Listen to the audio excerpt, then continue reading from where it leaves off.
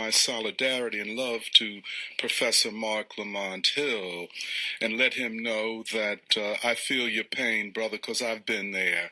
And I'd like to just remind Professor Hill of the lives of Paul Robeson, Martin Luther King, and W.E.B. Du Bois, who spoke the truth and stood up for the truth, and, of course, were attacked and tormented by those in power who did not want to hear the truth. For the last 25 years of his life, Paul Robeson could not make a living. And for the last 13 years of his life, Du Bois could not teach anywhere. So be strong, Mark. Martin Luther King and W.E.B. Du Bois were fond of the words of James Russell Lowell, who stated that truth forever on the scaffold, wrong forever on the throne, but it is that scaffold, it is the truth that sways the future. So, brother, you're on the right side of history. So I'd like to read, I think, some things from Du Bois that speak to the current situation of the double standard that applies when it comes to truth. And I'd like to start with a part of what Du Bois said about the first black heavyweight champion of the world, Jack Johnson. And then he says, the cause is clear. Jack Johnson has outsparred an Irishman, a white man. He did it with little brutality, the utmost fairness, and a great good nature. He did not knock his opponent senseless.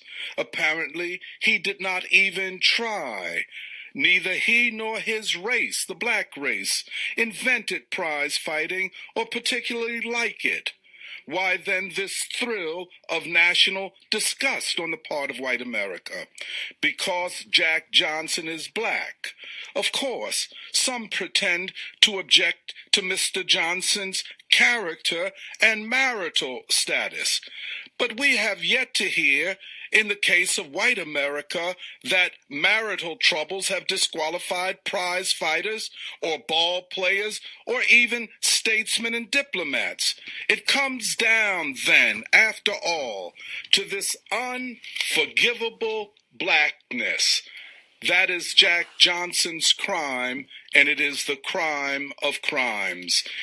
And now just on the question of truth and where it is situated in the American culture and the American social economy.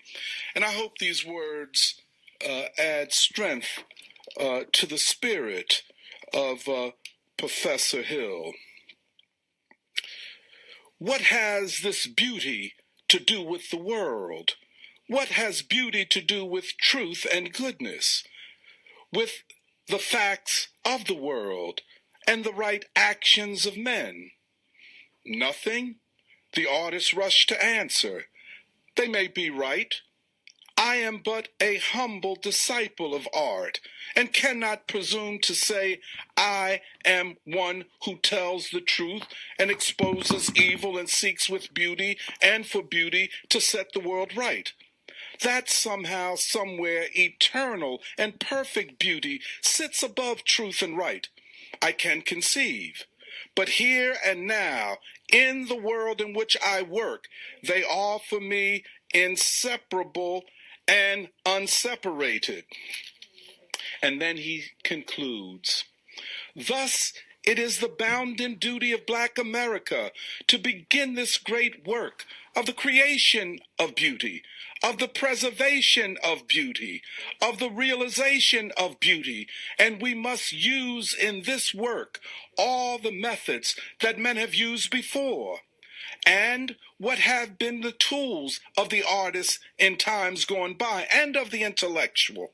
First of all, he has used the truth, not for the sake of truth, not as a scientist seeking truth, but as one upon whom truth eternally thrusts itself at the highest handmaiden of imagination, as the one great vehicle of universal understanding. Again, artists have used goodness in all its aspects of justice, honor, and right, not for the sake of an ethical sanction, but as the one true method of gaining sympathy and human interest. The apostle of beauty thus becomes the apostle of truth and right, not by choice, but by inner and outer compulsion. Free he is, but his freedom is ever bounded by truth and justice, and slavery only dogs him when he is denied the right to tell the truth or recognize an ideal of justice. Thus all art is propaganda, and all ideas are propaganda, and ever must be, despite the wailing of the purist. I stand in utter shamelessness and say that whatever art and ideas I have for writing has been used always for propaganda, for gaining the right of black folk and all folk to love and enjoy. I do not care a damn for any art that is not used for the uplift of the people, but I do care when propaganda is confined to one side while the other side is stripped and made silent when they speak the truth. So we're going to take a few callers and make sure you're staying on topic. I don't know. I guess 1 minute, one call. Yeah, I don't want y'all to think it's an exception and you might try to complain. Hey, just ask a question. That makes it easy. It makes it easy now because now you don't have to give a whole soliloquy. Just 215-634-8065 or toll free 866-361-0900. Brother Timothy from South Philly, thank you for waking up with Word. Good afternoon, Professor. Good afternoon. Good morning. Oh, we got two professors. That's right. Yeah. We got two professors. Well, one retired, one active. Well, let's be specific. Professor, how are you? And I'm speaking about Dr. Montero. I'm fine, thank you. How are you? Everything good? The other professor. Everything good? Doing great. Okay, good. Dr. Montero, you visited Lincoln University Friday. What was your visit like? Oh, it was wonderful. You know, Lincoln University is your alma mater and my alma mater. And the Saturday Free School, along with the literary fraternity at Lincoln, was celebrating the year of Du Bois, and we had a public reading, among other things, of the essay by Du Bois entitled "The Criteria of Negro Art," and it was a wonderful affair, organized by Professor Divya Nair and the Department of English at Lincoln University. I loved being there. It brought back some real deep memories. I'll say that, Tim. Well, I'll say this, and like Dr. Lamont Hill, and like you, scholar activists, have to say that he falls along with those great Lincoln scholars who put their foot down when it came to it. And I don't think people understand the grounds of Lincoln University. Mm-hmm. And if people understand the family of Henry and James Amos, mm-hmm. the co-founders of Lincoln University, who came from Liberia here, yes, right, as farmers. Mm-hmm. And he wanted to become a minister. So there was a minister there by the name of John Miller Dickey. We have a hall called Dickey Hall. Mm-hmm. And he was the minister in Oxford. His father before him was the minister. His grandfather was known to contribute money in the early 1700s to black people. So the Dickeys have a No, appreciate the history, brother. Appreciate that. Muhammad, West Philly, got to keep down to the minutes. 1 minute, one call. Professor, enjoying the program, and much respect to Dr. Montero for the wonderful job he's doing with the Year of Du Bois. Thank you, sir. My question is regarding some material I came across from the NOI Research Department that indicated that Du Bois was called an anti-Semite as well for the research that he did. And was it The Souls of Black Folk? Absolutely, yes. Where he cited data on the relationship between blacks and Jews in Georgia. Mm-hmm. Elaborate on that. Mm-hmm. No, you're absolutely right. We talked about after slavery and during Reconstruction, many people who wanted to get rich quick went into the South to take advantage of the now so-called free slaves and exploit their labor. And among them were numbers of people from Eastern Europe, and some of them happened to be Jewish. And that's what he said in The Souls of Black Folk. And now Mo from North Philly, thank you for waking up with Word. Yeah, I was going to make my question dealing with Mark Lamont Hill, and even deal with Du Bois, and by him being in the NAACP and they were Jews in it. How did he deal with that? And what was his position on Israel?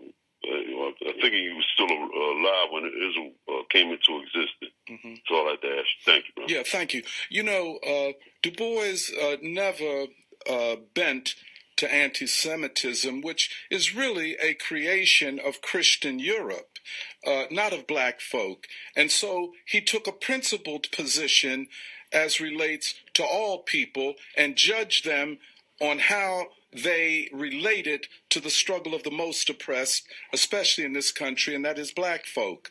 Now, as to the founding of the State of Israel, Du Bois supported the founding of the State of Israel, and his concept was that a binational state would eventually be formed in the Middle East of Arab and Jews and of Christians, Muslims and Jews, and that such a state would be a socialist state.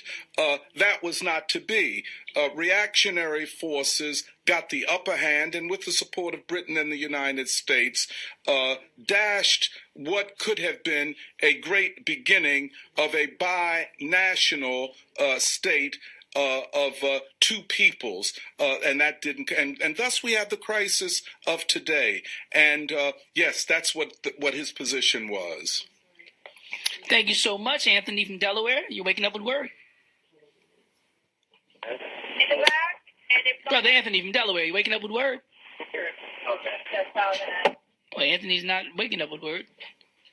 215-634-8065. Again, that's 215-634-8065. 866-361-0900 is toll free. Again, toll free is 866-361-0900. We're in the year of Du Bois with Dr. Anthony Montero, Aaron Smith, Queen Kawesa. You're waking up with Word, y'all. At Dietz & Watson, the first thing we ever made were frankfurters. Our New York-style natural casing beef franks have that authentic New York-style snap to them, along with our very own blend of all-natural spices and seasoning. We've spent a lifetime focusing on the details, because to us the details make all the difference. Dietz & Watson, caring like only family can since 1939.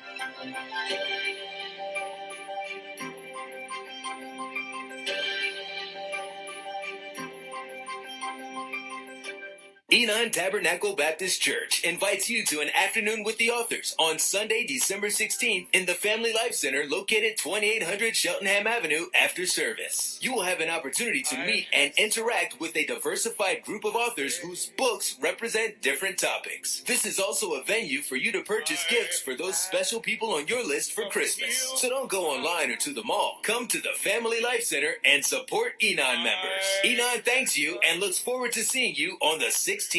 Hi, I'm Christine with Caring Hearts Healthcare Services, one of the fastest growing home care agencies in our area. Are you caring for an aging parent or other loved ones at home? If you are feeling overwhelmed or stressed, you are not alone. Caring Hearts Healthcare Services is here to help you keep your loved ones in the comfort and privacy of their own home with our personalized care. Whether you need 24-hour care or just a few hours to take a break, call 610-200-5600 to match you or your loved ones with one of our compassionate caregivers today.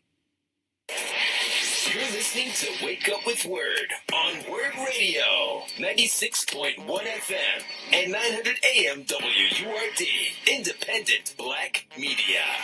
Independent Black Media, 900 AM, 96.1 FM, WURD, WURDradio.com. Listen live anytime and log on if you don't have app, you know to go download an app like you know. I am the host of the show, Aaron Smith, and Queen Kawesa is a super producer. We're in the year of Du Bois. Dr. Montero is in the studio, and we have Brandon from Northeast on the line.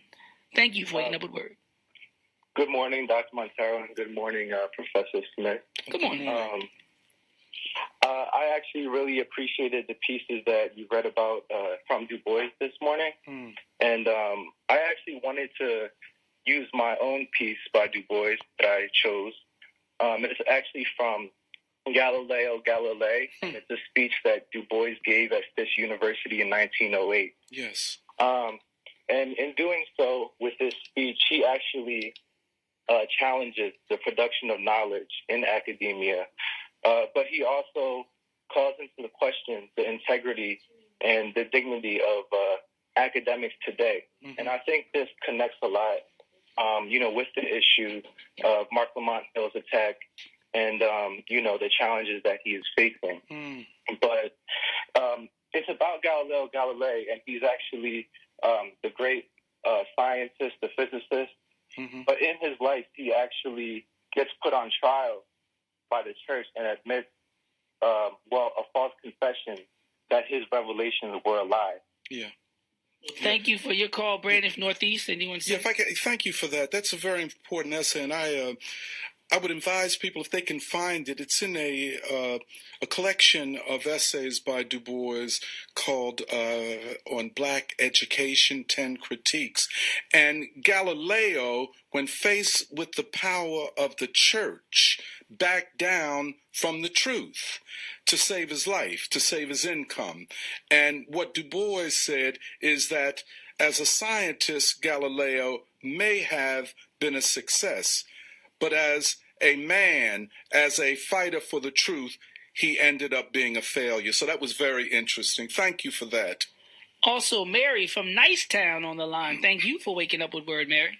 Good morning to both of you, Dr. Montero. I met you during the Michael Cord days at one of the meetings at Attack. Oh, okay. I really have a lot of respect for you. Thank you, ma'am. I have a little question in my mind. Dr. Du Bois and Dr. Ralph Bunche. Somehow I see a connection between them, but yet I don't have a lot of respect for Dr. Ralph Bunche. Can you explain the difference between Du Bois and Dr. Ralph Bunche? Well, I will try. I mean, Du Bois didn't have a lot of respect for Dr. Ralph Bunche because as was the case, not just that Du Bois felt this, but Dr. Bunche worked for the American government and for American imperialism in the Middle East. Du Bois felt that the source of the problems that we now see were in the machinations of British and American diplomacy to prevent Israel from becoming a neighbor to the Arab nations and Israel itself being something like a binational Arab Jewish state that was really a socialist state in the Middle East. The United States and Britain didn't want anything like that, and they undermined it and supported the most reactionary elements of the Jewish people to impose an ethno-nationalist state, which became a base for Western imperialism in the Middle East, and hence an enemy of the Arab people, and of course, as such, of humanity itself. Yeah, so that's where I would put that.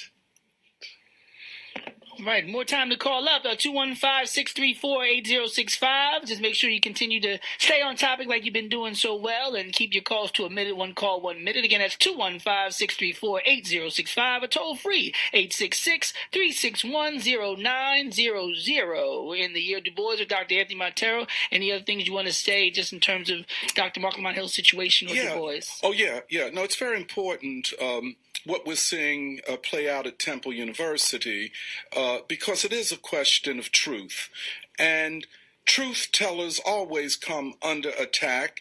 And we're witnessing the fact that universities, though they claim to be centers of free speech and debate, are most times the opposite, that you are praised and held up as a representative of knowledge, as long as you go along with the established set of so-called truths. Once you violate that, then you come under attack.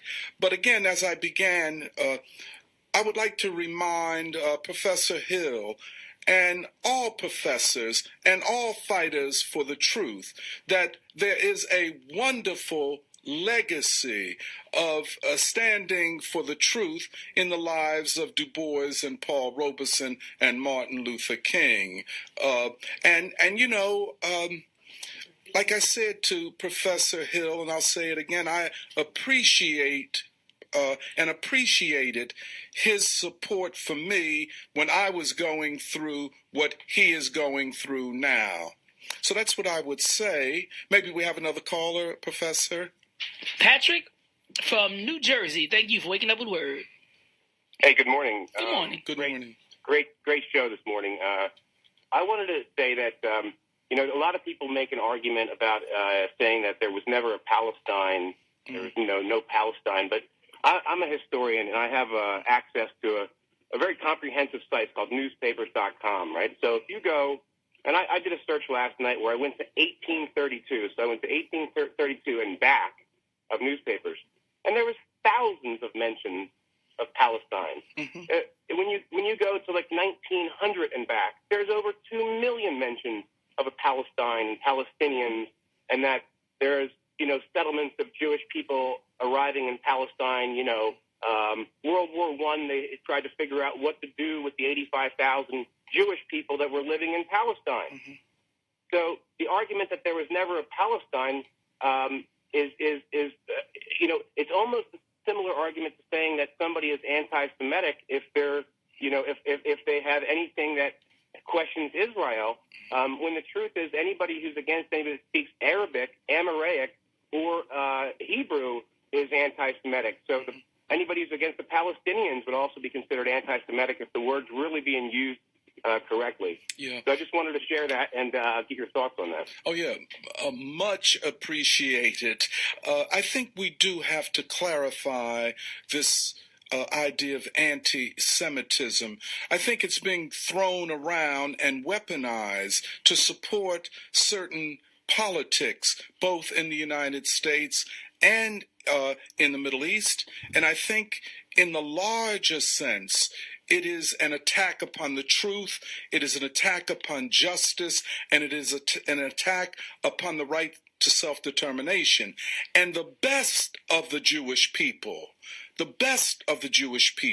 reject this. And I guess in this time of strife, in this time of difficulty, we have to call upon the best of the Jewish people in the best traditions of the Jewish people to stand for truth and to reject this reactionary and counter-revolutionary attack upon the Palestinian people, but also upon Professor Mark Lamont Hill. And I thank you very much for what you said. And Graham from Philly, thank you for waking up with Word.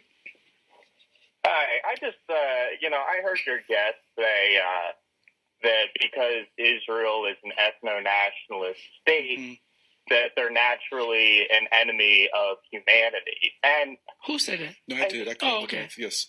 And right. I hear you, reference Malcolm X. Was Malcolm X not essentially an ethno-nationalist for the black people? And my question to you is ethno-nationalism okay for people who aren't black? Well, Malcolm X was killed. Yeah. So if we apply history to that standard, some of these ethno-nationalists should be killed if you're trying to compare historically. But I think you raise an important question, and I think it's a question of definition. Malcolm X was not a reactionary nationalist. He was not an exclusivist, a chauvinist. In fact, when he went to the Organization of African Unity, he called for the freedom of all peoples in the world, and that is the black radical tradition.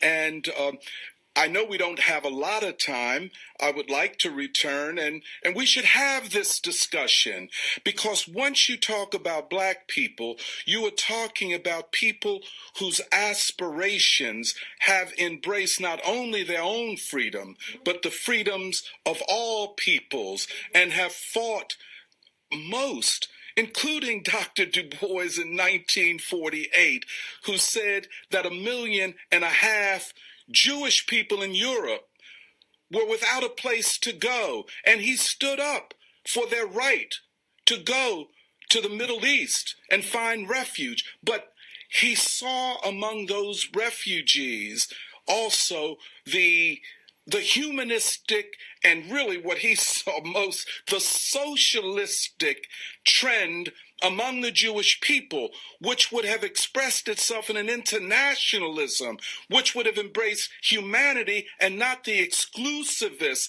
ethno-nationalism that we see so prominent in Israel and among many prominent Jewish people in the United States. We must fight to overcome that. The Jewish people have a responsibility to look inward and to look to their best traditions and not to the worst of themselves. Might have time for one more call if you're fast on your fingers. 215-634-8065. 215-634-8065. 866-361-0900. That's toll free. 866-361-0900. Whoever calls in first, we'll take that one caller. And let's see. Lighten up. May I say something, Professor Smith?